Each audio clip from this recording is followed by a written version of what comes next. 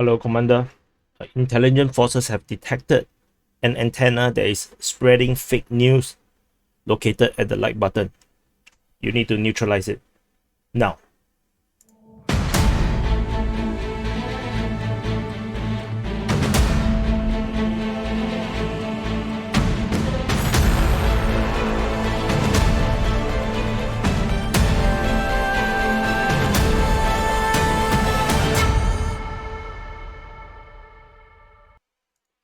Hello everyone, this is Defense Politics Asia, and this is the summary for the day for the Russo-Ukraine War, or Ukraine War, or Russians special military operation in Ukraine for the day of 153 to 155, 3 days, or 26 to 28th of July. Today is 29th.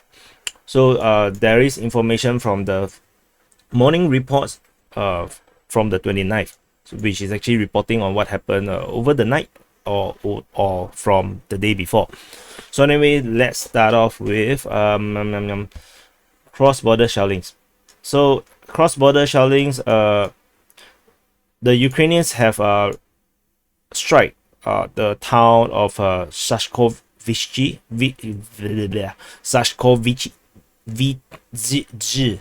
Oh my god, how do you pronounce it? Sachkovizhi, Kovizhi. So anyway, they shell. Power line was damaged. No injuries and destruction, according to the governor in Bryansk. And the Russians also did their own shelling here at Mykolaivka. So artillery shelling reported there, as well as in the Ryasne. Where's the other one? The Ryasne here in the Sumy region. So this is reported by the Ukraine Defense Ministry. So not a lot of shelling monks running around. So then we have to go to okay, let's go to the southern front. On the southern front, the Ukrainians have strike the Antonovskyi bridge again, and this time round, instead of, so previously how they strike is that they actually hit 1 2 3 4 5 6 7 8, something like that, in one line, and the accuracy is actually very high. So their one line is all on the right side of the road. So it's one line, and then the vehicles can continue to drive on the left side of the road. And this time around, they got smarter. They hit all around the same area, and as a result, the bridge is now currently closed to traffic. Here they wrote, according to Rybar, the pro-Russian source, they said this traffic on it is limited, but another source actually wrote that the traffic is currently close to traffic because it's not possible to cross, given the how the strike is this time round concentrated. The Russians are building the the pontoon bridge. Oh, that came out so naturally. The pontoon bridge around here. The last known information was that they were still building it, but maybe it was finished building perhaps. So anyway, the HIMARS is definitely working. However, the bridge foundation is still okay. The bridge can be repaired, but they just need some time, quite a bit of time, because concrete need to dry, and I think the previous repairing of the bridge, the holes previously was still not dry yet from this strike. I think if you have watched the shots, the TPA shots that I posted, you probably would know about that.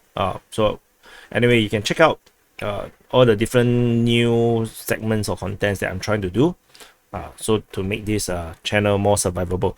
Anyway, going down to the Mykolaiv Front, Ukraine MOD continue to assert control over Alexandriivka with reports of shelling on Alexandriivka.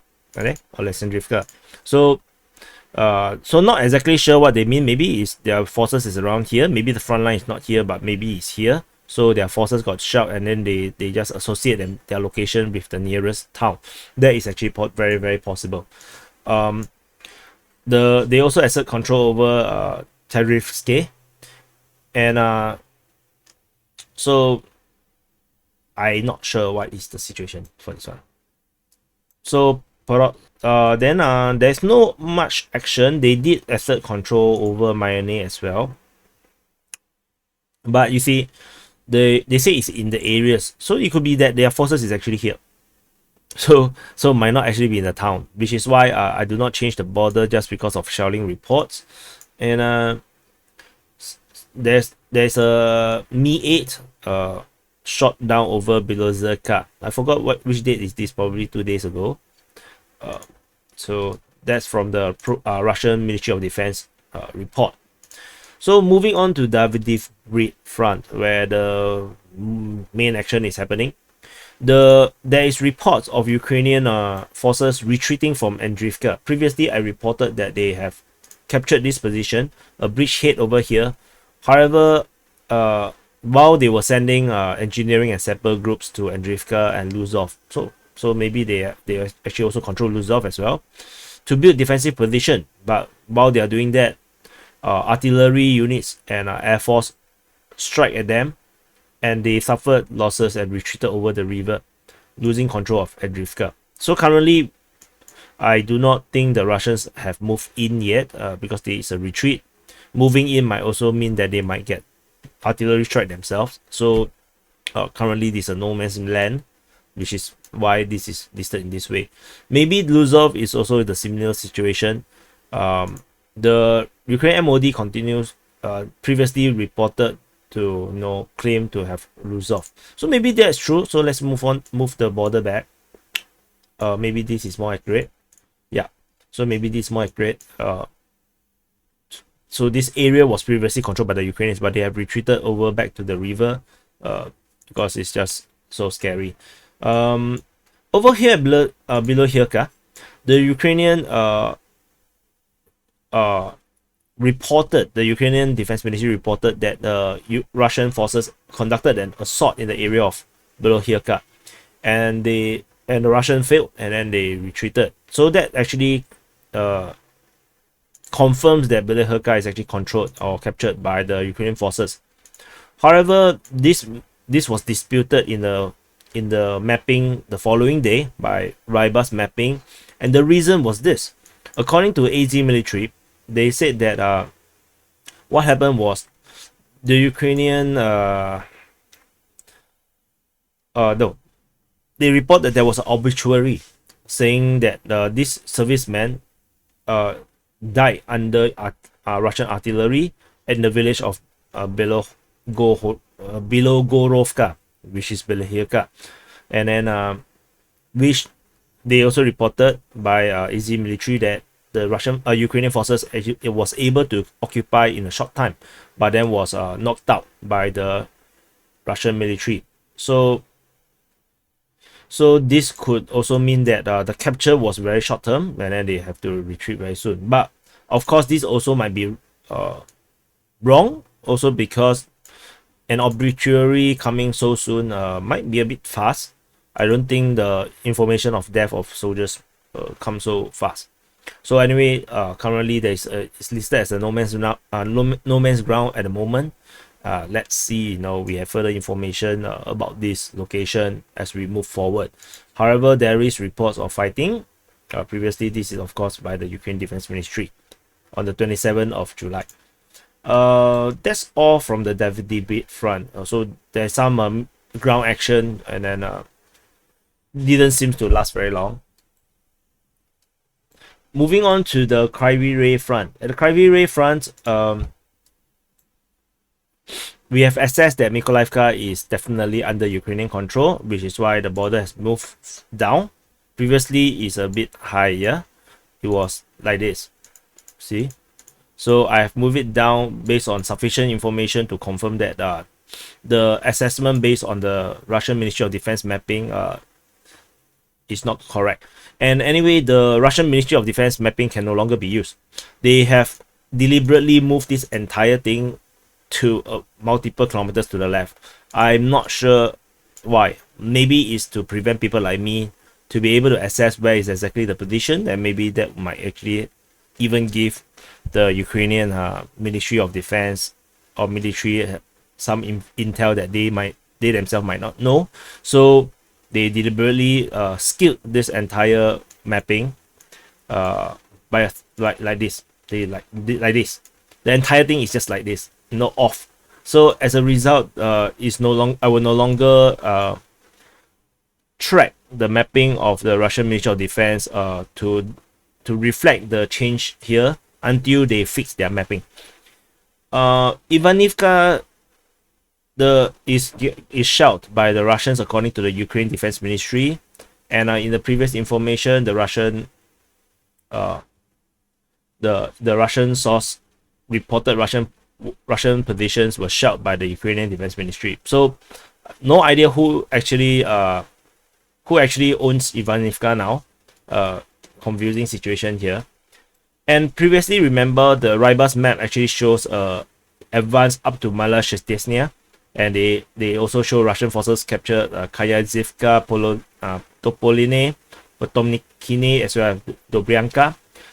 They themselves has this was disputed by War Mapper on Twitter, as well as by Ministry of Defense of Russia's mapping.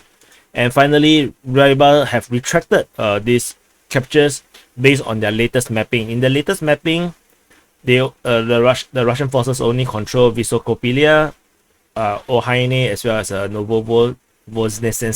So, Novosilka. So, as such, I've pulled back the border because this claim was only by Rybar. As I mentioned for the past few summaries, that this way of mapping is only by Rybar. There's no other one. So this also shows that Rybar's information might not be 100% or always accurate, which is why even for Rybar's information, I do my assessment and compare it with other sources, and then to see whether it makes sense. That's why I put a question mark all the way. Remember, it's all question mark. I do not actually assert that is true. You see, it's all question mark because it's unusual that there is such a big capture and then it is not hyped about by other pro-Russian sources. So this is the Kryvyi Rih Front. Moving on to the Zaporizhzhia line, well, there's no updates except that at the very end of the Zaporizhzhia line, all the way into Donetsk region, at Velika Novosilka, fighting is now reported at Velika Novosilka. This is actually part of a greater offensive by the Russians. The Russians, over the past 2 days, have suddenly launched a massive offensive across the entire Donetsk front. So, entire Donetsk area, there's a massive offensive. You can see all these red crosses all the way, and that is on top of the fighting from Bakhmut at the Bakhmut and Siversk front. So this is part of it, and this is the first time in a very, very long time that Velika Novosilka is under attack. The information, this is from the Ukraine Defense Ministry. They say that it's actually enemy reconnaissance. So that is for Pisky and Vodyane, and then the enemy tried to attack in the direction of Velika Novosilka. So not sure how big is the attack, but this is the first time in a long time that we have reported Velika Novosilka is under attack. And so now we are in the Donetsk front. So before we go into the battle side, there is civilian information. The ferry services between Yeysk and Mariupol has started. Yeysk is actually this town here in Russia. This is a part of the Rose. I'm not sure what region is this. Krasnodar region. So in this port here, they actually launched a ferry service all the way up to Mariupol. So according to the Ministry of Defense of Russia, so they have implemented state contracts, and there's a fleet of vessels will launch a regular ferry service, yes, to Mariupol, and the route will be used to deliver cargoes, for infrastructure purposes, and also for car and passenger ferry. So you can actually transport your car over from Mariupol all the way to Yeysk. So that's not bad. The ferry can carry up to 700 tons of cargo, including 20 trucks and 130 passengers. So in the beginning, they will only make one round trip per day. So one round trip is just one ship, one ferry. So let's see how this goes. Probably we will never report this again because I don't think the Russian side will report this ever again. But yeah, this is another information for Mariupol that life is actually going back to normal. There's actually a post. I think I saw a tweet that Mariupol had a concert So that's quite surprising. But I cannot verify the information, but it seems like it.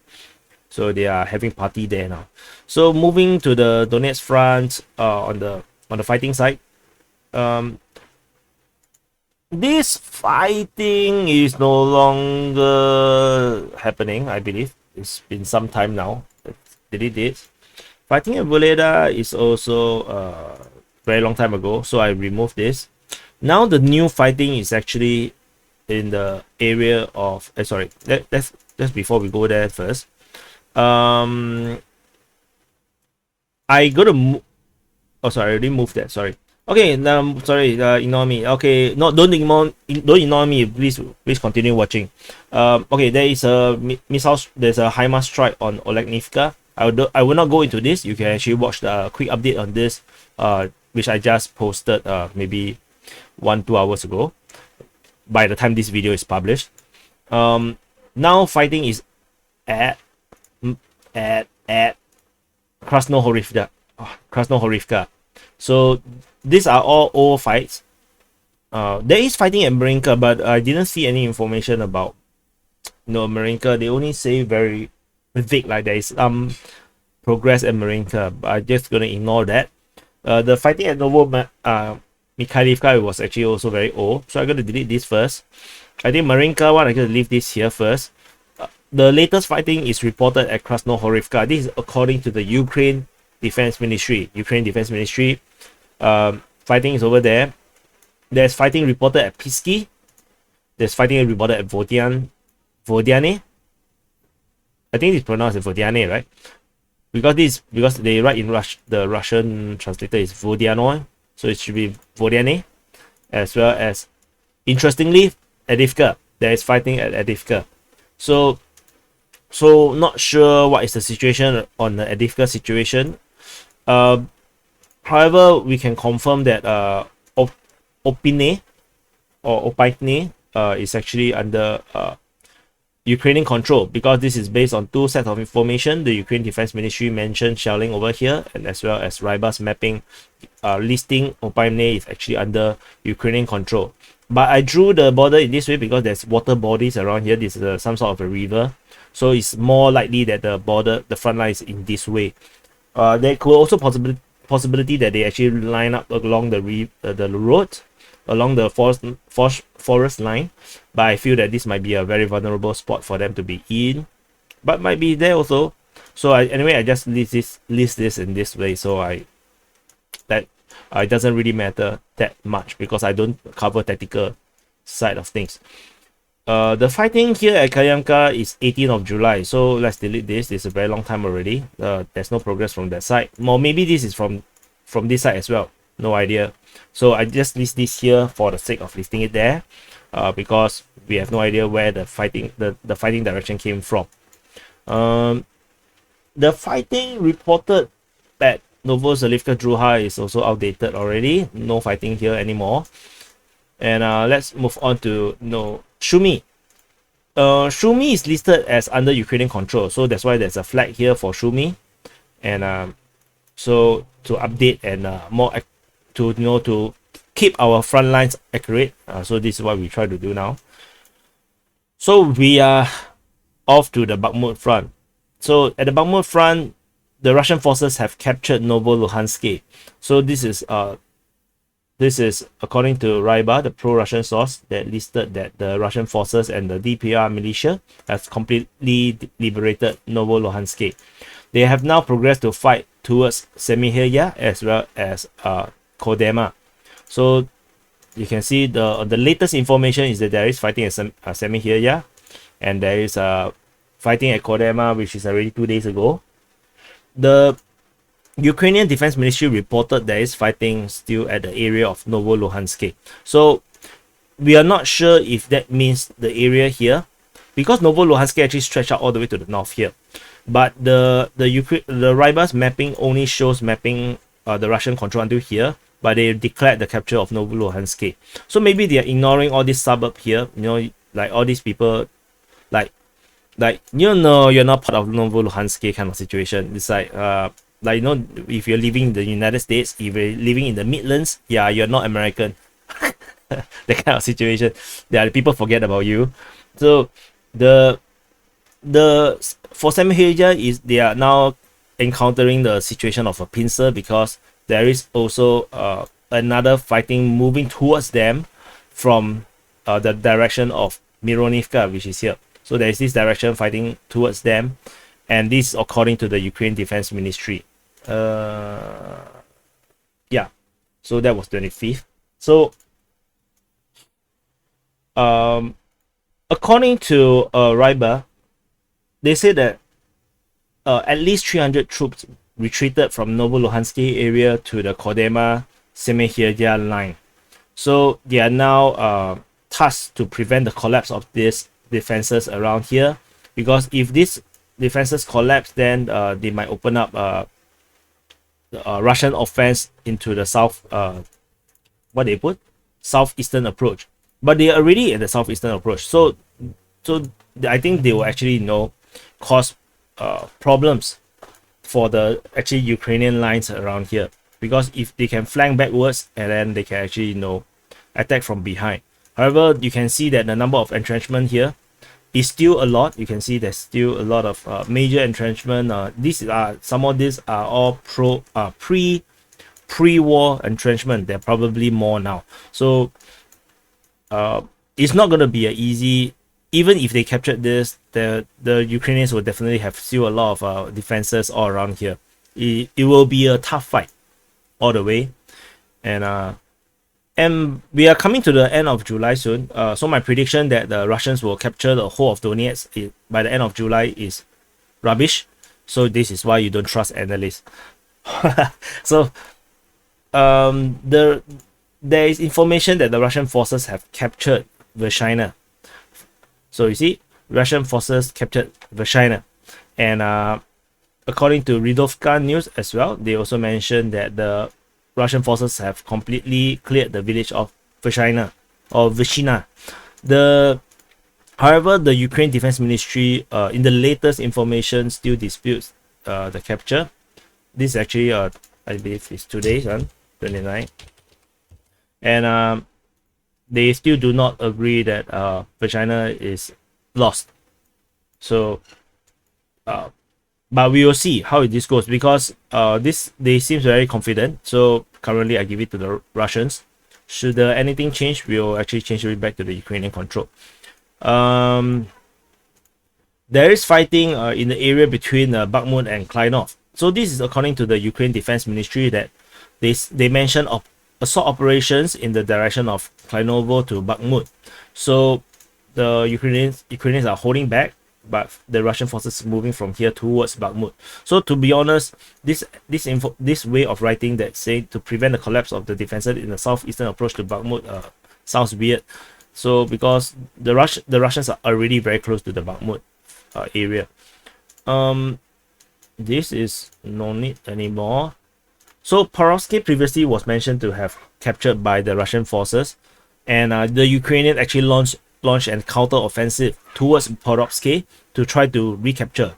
However, the Wagner PMCs managed to repel the attack, and the Ukrainian did not succeed in this attack.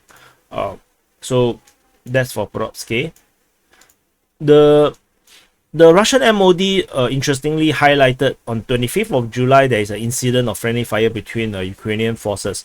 So they say that the Ukrainian forces at Potomkyne was retreating towards Bakhmutsk, and the troops at the Bakhmutsk actually opened fire at these retreating troops. So as you can see, remnant of the 15th Battalion of the 58th Motorized Infantry Brigade came under heavy fire and was shot by the militants of the 118th Territorial Defense. So this sounds like the proper military, and this sounds like the mobilized troops. So the mobilized troops actually freaked out, maybe, where they see all these soldiers running towards them, and then they open fire. Maybe that's what happened. This is the danger when you have undertrained troops. According to Rybar, the pro-Russian source, they mentioned that the troops that were involved in the fighting at Bakhmutsk is actually the 6th Cossack Regiment in the southern outskirts of the village of Bakhmutsk. So it's probably around here. For those that are interested in this kind of information, I actually don't track the units. because it's really confusing and I don't think it's very reliable. So fighting continues at Soledar. This is according to the Ukraine Defense Ministry that the advance is actually coming from Volodymyrivka and Tryapivka direction. So it's going from east to west towards Soledar. They are still fighting towards Soledar. The last information I heard is that they're already at the outskirts entering Soledar. So which makes this information very weird because this information already mentioned that the Russian forces is already at the gypsum quarry. So yeah, fog of war. So according to Rybar as well, there is this estimate that there are 450 troops, or more than 450 troops positioned in Soledar and the surrounding settlements. So doesn't sound like a lot of soldiers, but there's 450 troops protecting this area. So for 450 troops, that actually doesn't sound like a lot. So every soldier counts, I feel. Fighting continued at Yakovlivka. According to the Rybar's mapping, there was no textual mention of Yakovlivka, but it's basically mentioned to be fighting on the mapping. And there is information that the Ukrainians have sent reinforcement to Yakovlivka to build minefields in this area. And interestingly, they mentioned Nagorny. Nagorny is actually Nahirne, and how they are going to send troops to Nahirne is a question mark to me. So that's why it's a question mark. And so very weird information coming out from Rybar, the pro-Russian source. The last fighting reported on Bilohirka is on the 22nd. Still, that was some time ago already. But we leave this here. There is information that the Russian forces have captured Berestove. So according to Rybar, they say that the Russian forces completely liberated Berestove on the route of Bakhmut-Lysychansk, which is this major road here. However, this is disputed by the Ukrainian Ministry of Defense. They reported shelling in this area. This is, I think, the latest information, if I'm not wrong. So I don't want to click the link. Very disruptive. So in case you are a bit lost with the geography, Berestove is here, Bilohirka is here, Siversk is here, Bakhmut is here. Yeah, so just to get your bearings right, you guys, if you are watching very often, do get used to the geography, which is partly why the reason or why I started the war game on YouTube, to get you to get a bit more familiar with the geography, because sometimes it's very hard for me to keep zooming in and out. Russian forces, according to the Rybar's mapping, captured Sperne. However, this is continued to be disputed by the Ukraine Defense Ministry. They mentioned shelling and even airstrike on Sperne. So yeah, I kind of took the Rybar's mapping and moved the border forward for now, because it doesn't seem very likely that they're still controlling Sperne, the Ukrainians, because they themselves reported fighting at Ivano-Darivka. So if the fighting is at Ivano-Darivka, I don't think the fighting will be at Sperne. So especially on the 25th of July, we have already reported there is this Berestovo to Ivano-Darivka direction assault. From this direction moving up north to Ivano-Darivka. So this is a pincer, and if this is happening, then I don't think there will be any Ukrainian troops wanting to stay at Sperne. So in terms of the geography wise, the way how the troop positions, it doesn't really make a lot of sense that the Ukrainians are still holding Sperne. So unless they want to be wiped out.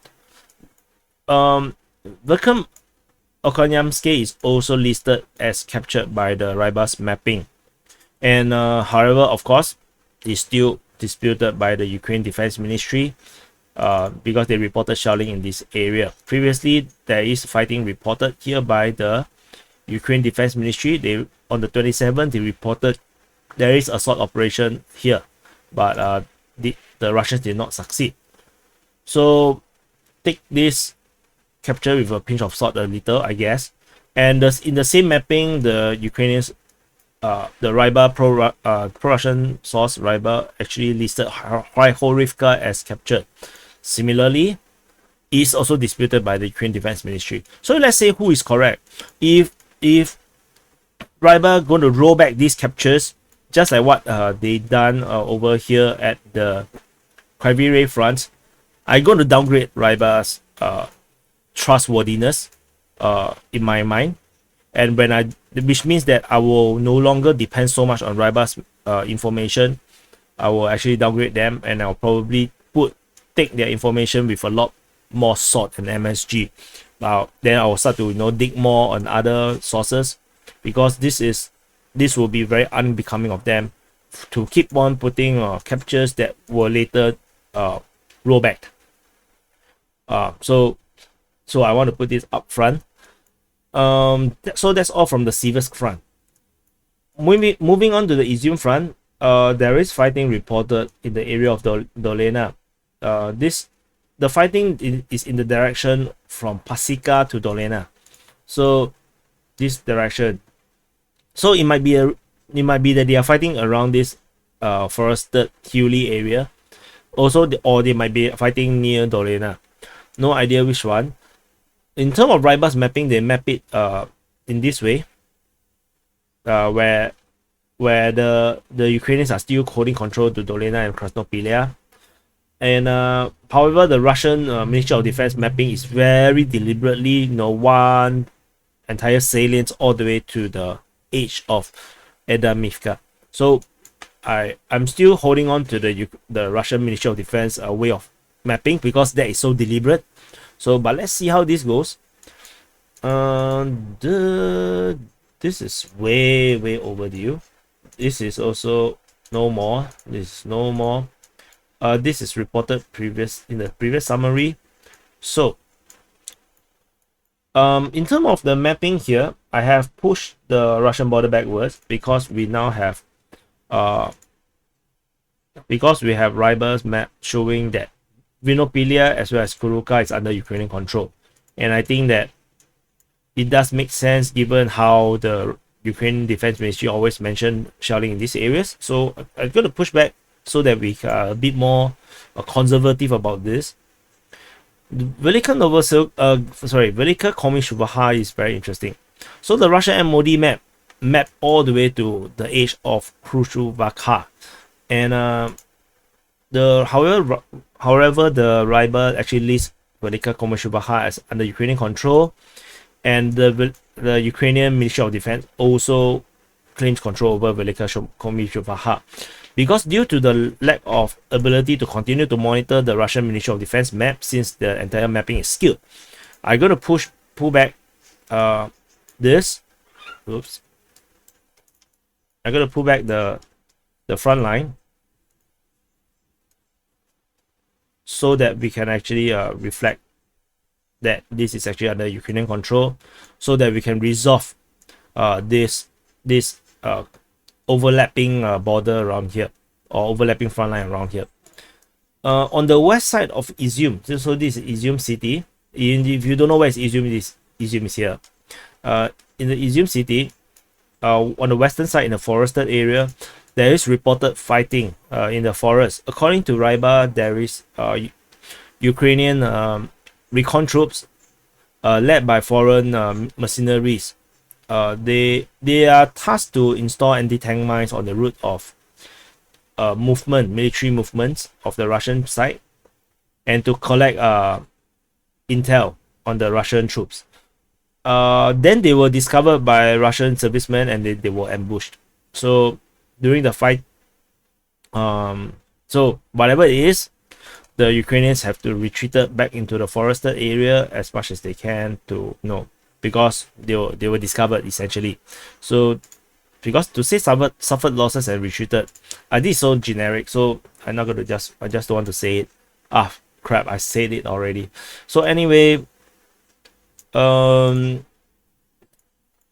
is reported to have deployed at Elesivka.